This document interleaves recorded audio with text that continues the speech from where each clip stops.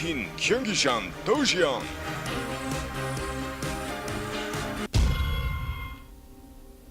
Boom. And here we go. I don't know why I said boom. I just felt like it. Our blue Zerg from the team NSHoSeo. It is RealMaker. And down at the bottom right in the red, winner of our last game with some awesome PVT rather, is StarTale.Ace. Oh, I'm never doing intros again. You're right. You got it. You got it. You got it, champ. All right. So it is now time for a PvZ here, cross positions on Antigua Shipyard. Now, of course, this is a loser picks format. So not only did NSHoSeo choose the team member they were going to throw in next, but they also chose the map. So let's see what RealMaker has prepared for us now, as Ace going to go ahead and do an expand with a wall up at the front of his natural right away. Yep, some sort of forge expand. Not too surprising to see RealMaker pick Antigua. And wow, I really can't talk all of a sudden. Wow. All right, let me start that sentence over again. It's not very surprising to see RealMaker pick a map like Antigua Shipyards. Yeah. It's kind of being known as a good map for Zerg lately. I remember the conversation I had with TSL Pulp before I left Korea, where he was like, "Yeah, I'm afraid to play against Zergs on Antigua Shipyard. It's just such a good map for them." Especially cross positions right now. Whenever you had the possibility of close positions, I actually didn't like close positions, but you would have a situation where, okay, let's say that we had Ace here down in the bottom right, and let's say we had anyone down here in the bottom left. I don't care what race. Ace could put a pylon right here inside of his main, and he's essentially warping directly into his opponent's third with a protected pylon from inside of his main. And that got to be a little bit ridiculous, but since you've kind of removed that, now you have a situation where it's very, very easy for Zergs to kind of freely take expansions, utilize the fact that there's only one Xel'Naga tower, and do a lot of flanking maneuvers through the middle, things like that. Yeah, the other big problem in TVZ is you could actually siege up someone's third from your main, too, in that position. That wasn't too fun. And, okay, this is a version of the map from the GSL, it looks like. That has the blue minerals instead of the gold. Awesome. I like it. I'm not a big fan of gold minerals, so I'm glad they've picked this version of the map with that. And, yep, there's the Forge and the Nexus going up for StarTale.Ace. This is a bit of a tricky wall-off to do on this map, but a lot of Protoss players still like to try it. Using the pylon as part of the wall, if you were playing against a European Zerg, I'd be a little bit worried because they do tend to like to do their Baneling busts in ZVP. But in Korea, not a lot of Zergs are trying that unless their name is July, so he should be just fine. A little bit difficult in these positions as well, especially because the Banelings rolling down there would take a lot of time, and by that point, I would imagine that we would see a sentry plus at least 2 photon cannons on the field then. So. Yeah, generally you're pretty safe. Yeah. Right. It'd be a little more difficult to pull it off, but Probe running away at the moment. Has RealMaker scouted his opponents? No. Oh, I guess he knows. He'll know they're using the GSL version. He knows it's cross positions for one, but he doesn't know what his opponent has thrown at him quite yet. Yeah, that's right. And the placement of that cannon, too, I wonder if that'd be possible for roaches to hit the gateway without being hit by the cannon. It's quite a bit far back there, but having another pylon there, that'll help quite a bit. Certainly. And it does finish. Yeah. All right, so Cybernetics core in the wall now as well. And this is, as you kind of alluded to before, kind of a weak wall right now, but it's certainly going to serve its purposes well enough to allow this Nexus to finish up. No probes have transferred over yet, just a couple, as a matter of fact. Yeah, well, he wants to make sure he's saturated his main, of course, first before anything else. And RealMaker really testing that front a lot, kind of wanting to get a really good glimpse of the wall, see if any more cannons are being added on there.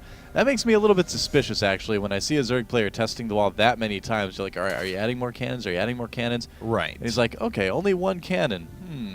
Makes me wonder a little bit if we are going to see some sort of like Baneling Roach follow-up or something. Yeah, I mean, it could be Zergling Roach, could even be Banelings. We'll have to see. I mean, I've never seen RealMaker play before, so I don't really know what style he prefers. But this is actually going to be a third hatch somewhere. He has no gas yet. Okay. Yeah, we'll have to see what he plans to do here, but he could put down a third. No second cannon does indicate, more of a macro opening as well, so yeah, he could do a fast third with that. Yeah, still. We'll have to see. Like I said, just no gas, no Zergling speed. There's finally double gas. Now triple gas coming, quad gas.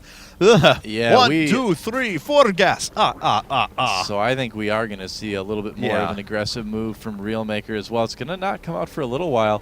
For a while, a really popular thing in Zerg vs. Protoss in Korea was to do these early infestor pushes where you would just toss out a ton of infested Terrans and attack with Zerglings at the same time. So we could see something like that. All right, well, he is finding quite a bit of gas now. That rate just jumping up through the roof as all of these do get saturated. Looks like a Stalker tried to make its way in. Not going to be able to engage on creep, though, so this is going relatively undetected. Yep.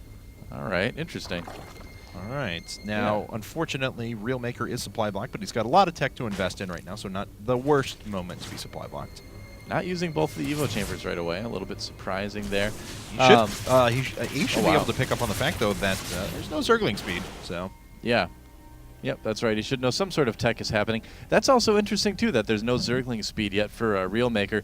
Really kind of a confusing opening, I got to say, to be going for the ground upgrades, but no Zergling speed. There it is now, a little bit later after the upgrades. Yeah, so maybe layer tech and a Bailing Nest at the same time now, and then a 1-1 Bailing Bust like you were talking about? I've got a feeling we're going to see something a little bit higher tech than some sort of Bailing Bust. It would come really late right now, but look at this, a little bit of pressure from Ace, and there's not a lot of Zerglings out right now. He may be able to pick off a queen or two. Wait. Fast, super fast layer, just 1-1 and no other tech other than that. We could be looking at a Nidus Canal play. That's if he doesn't die to these Zealots that are up at the front right now as well. Yeah, all this aggressive teching is actually letting these Zealots get in there and do some damage. He's killed a lot of Zerglings so far, hasn't gotten any queens. Oh, now he gets one. Yeah. All right. One queen does fall, but look, so many more Zealots are starting to warp in now, and the Spy Crawlers have just been bypassed at the moment. Yeah, this is actually starting to look a little bit dangerous for RealMaker.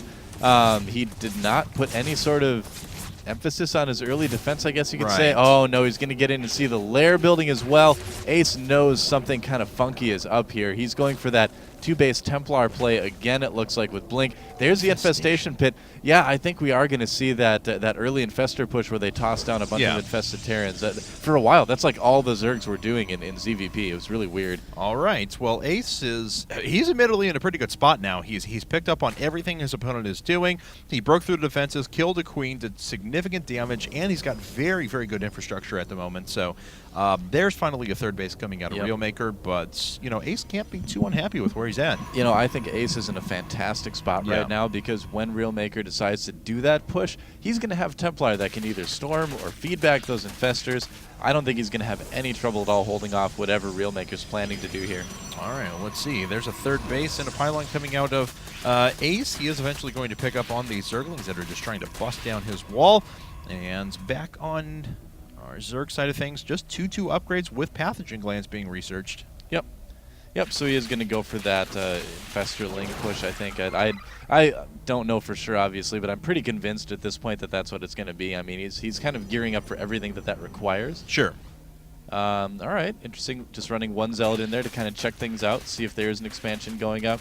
Hallucination and Storm coming up now. Yeah. For our Protoss player. Looks like Ace just barely defending those destructible debris anymore. They will go down here pretty shortly. Yeah, that's one of the reasons that Zergs love this map so much, is it's so easy to counterattack the third if you take the rocks down early like that. Oh, yeah. And let's see here. Oh, a Zealot does make its way over to this next base. Finds it out, does a little bit of damage, is eventually cleared out. But there we go. 3 Infestors popping up all at once. Looks like a 4th just about to finish as well. Wow. And there's Spire with Hive. Yeah, really fast Hive, too. This is crazy. I don't know. It's a pretty surprising. It's so risky, too, to be putting so much into your tech like this. If you think about it, this went from showing essentially a super fast third to going into super quick Broodlords or something along those lines. Yeah, probably. I mean, that's probably what we're going to see here. It seems pretty apparent with the Spire and the Hive going up.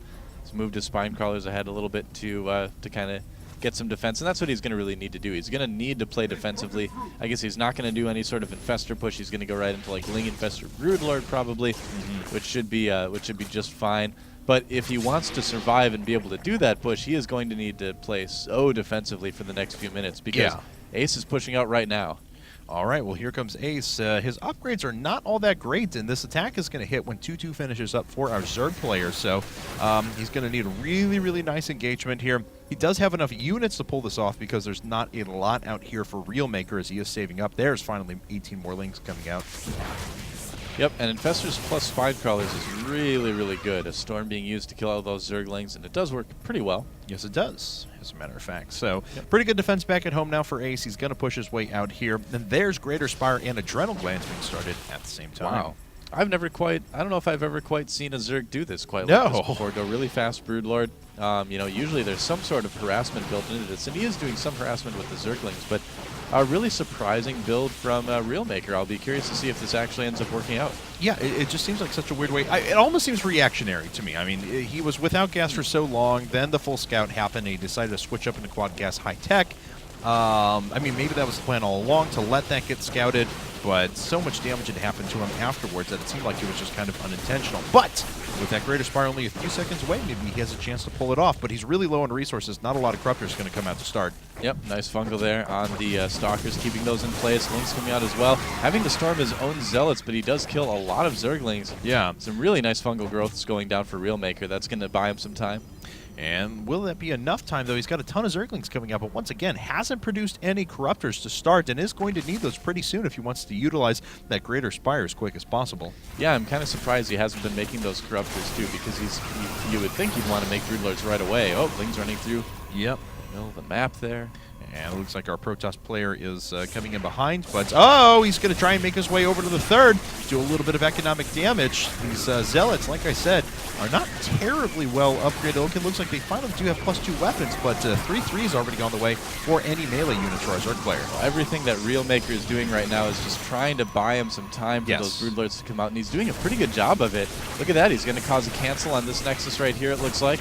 Yeah, and, oh, actually, is it going to finish? No, he does cancel it at the very last second. So, yeah, RealMaker doing a really good job of kind of buying time until those Broodlords can get out, because it's going to be a little while yet.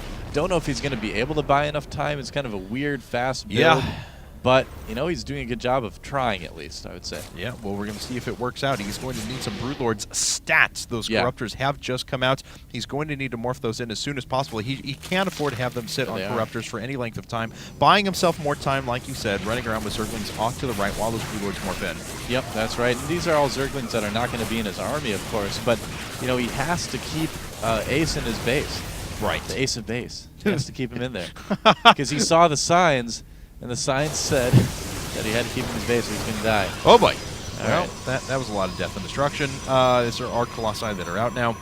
Let's see how many are out. 4 in total. Looks like 2 more did just finish up. So may need to keep a few Corruptors as Corruptors even when this engagement happens. Yep.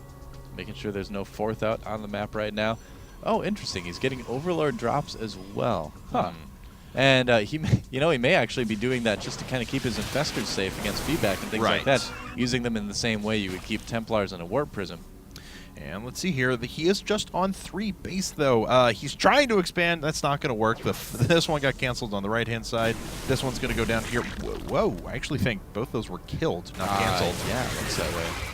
Oh, boy. Wow, Storm Colossus. That is pretty good Zergling defense. You know, it's good to be aggressive and try to buy time like that, but I think he's just using too many Zerglings for this. He's not going to have a lot in his actual army when it comes down to it, but he's still really playing just incredibly defensive. I mean, you can see why Ace took a 4th base. He's like, all right, you're just going to kind of hole up inside your 3 bases. That's fine. I'll just take a 4th. I'll just kind of keep getting my upgrades, macroing up.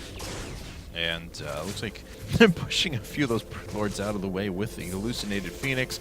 Nice job, though. At least the Zerglings have been active in trying to deny bases when they're unprotected. Of course, when they are protected, like this 4th here in the middle, there's just nothing he can do. He just doesn't have the might to go up against that. And look at that triple Stargate now coming up for Ace. Oh, wow. That's going to do pretty well against the Broodlords. He's going to be able to make a lot of Void Rays off that, a lot of Phoenixes as well if he needs to. 2nd Spire coming up as well for those Broodlord upgrades. It looks like Ace wants to push. All right, well, here come the Broodlords up at the front. Fungal Growth locking down a couple of units as well. There's the Storm hitting now, but it actually didn't take out that much. Now, the 2nd Storm was quite a bit better, but still hasn't done a ton of damage to those Broodlords. And RealMaker actually doing some significant damage. Is he going to get a Colossus as well? No, not quite. I kind of feel like Ace needs to pull back and play a little bit more carefully here. Yeah. Doesn't really need to push into this right Fleet now. Beacon. He's up on bases. Fleet Beacon, nice.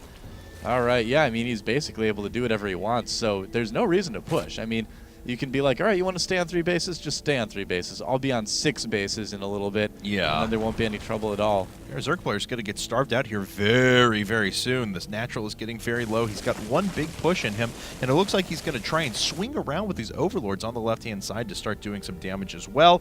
Oh, getting in there just after that. Oh, wow, he actually was on both sides. Needs to drop out those Zerglings. No. 3, all 4. He only got out 1 Zergling there. pretty big disaster there for RealMaker, and that was a lot of Zerglings. I mean, he lost a good amount of his army right there. Didn't do anything.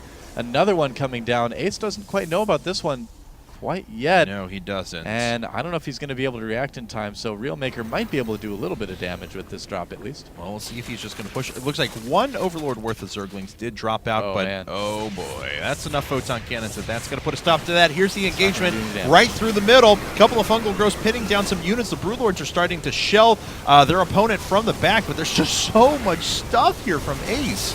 Yeah, nice storms on those Infestors, doing a lot of damage here. He doesn't have a lot of Stalkers for the Broodlords, but he has so many Colossi that he's killing the Broodlings before they can do a whole lot of damage, blinking the Stalkers up, focusing down the Broodlords. Yeah, I think Ace has definitely got this game. Kind of a really weird build from RealMaker, and it didn't quite work out. I think he was trying to hit some sort of timing, but it just didn't happen. No, unfortunately not. There's no anti-air with this push right now, and so... Oh, there we go. There's the blink up of the Stalkers. That's what I was waiting for. There's the Mannered Nexuses being put down. Yeah, I love it. To do. That's fantastic. Yep. And this is totally Ace, too. I mean, he loves to do kind of that... kind of the celebrations. He's a big fan of that. Yeah, definitely. Only 6 Infestors and 53 Zerglings on the ground, and that is it.